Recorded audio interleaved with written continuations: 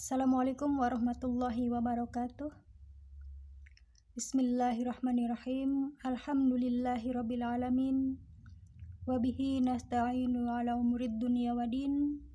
Wassalatu wassalamu ala asrofil anbiya'i wal mursalin. Wa ala sayyidina Muhammadin wa ala alihi wa sahbihi wa dzurriyyatihi wa atba'ihi ajma'in ila yaumiddin. Amma ba'du.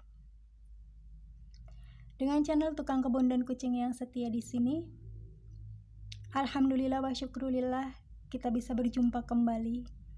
Dan pada kesempatan kali ini saya ingin bertanya sekaligus membahas mengenai bahasan kita terkait budak angon atau satrio piningit, yang pada kesempatan kali ini saya beri judul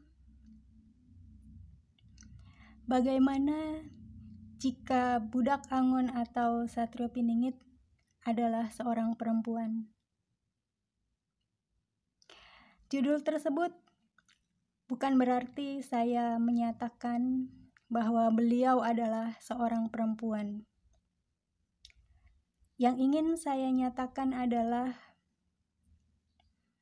siapapun beliau, apapun gendernya, laki-laki atau perempuan, satu hal yang pasti bahwa ketetapan beliau sudah ditetapkan sejak zaman dahulu kala.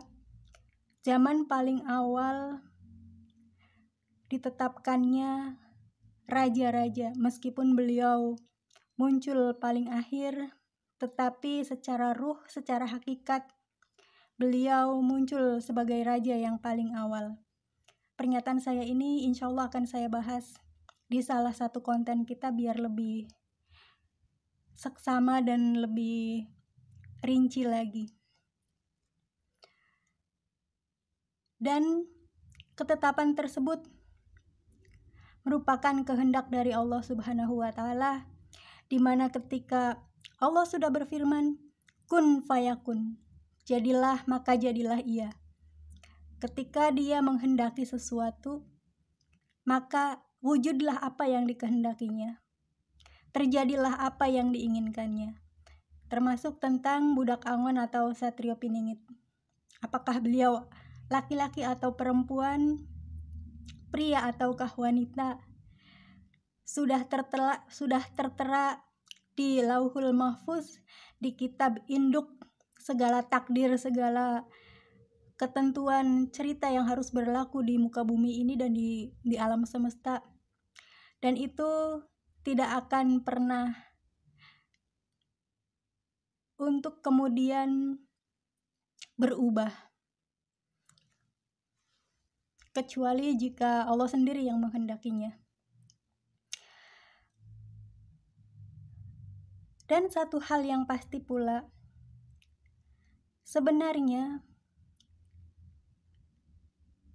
kabar berita tentang apakah budak angon atau satrio piningit ini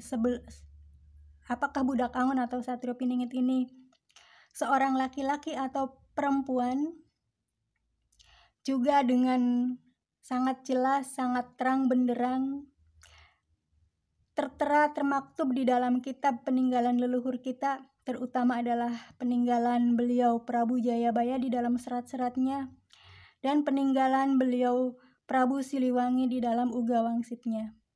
Hanya orang-orang yang jeli dan ingin benar-benar untuk mengetahuinya yang mungkin akan bisa menangkap makna-makna tersirat yang sebenarnya sangat tersurat, yang sebenarnya sangat nyata, yang bisa ditangkap.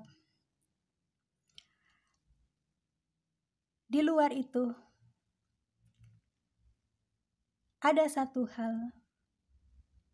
Memang apakah salah apabila seorang perempuan menjadi seorang pemimpin? Apabila ada yang menyatakan salah, karena itu melanggar sunnah misalnya, maka saya ingin bertanya, sunnah yang mana yang dilanggar? Misalnya ada yang membawa dalil bahwa salah satu hadis Rasulullah Muhammad SAW menyatakan tentang akan rusaknya sebuah kaum yang menjadikan perempuan sebagai imam itu adalah benar, manakala dia dijadikan sebagai imam dalam artian imam peribadahan keagamaan. Akan tetapi apabila ia menjadi seorang pemimpin dalam artian adalah kepala negara, maka tidak ada celah di dalamnya.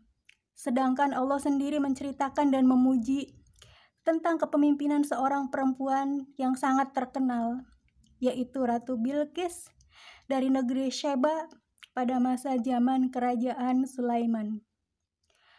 Dan di negeri kita sendiri juga memiliki seorang ratu perempuan yang sangat adil bijaksana, yaitu Ratu Shima dari salah satu negeri di Pulau Jawa. Juga ada terkenal lagi seorang ratu yang luar biasa cerdik dari negeri Korea. Mungkin ada beberapa yang pernah mengikuti filmnya, yaitu Ratu Sendok. Itu adalah seorang ratu yang nyata, bukan sekedar cerita. Lalu ada lagi zaman penjajahan Belanda. Kita mungkin pernah mendengar nama Ratu Wilhelmina. Dan yang paling terbaru di zaman kita, jangan lupakan Ratu Elizabeth II, Ratu Negeri Inggris. Lihatlah kepemimpinan ratu-ratu tersebut. Bukankah negerinya makmur,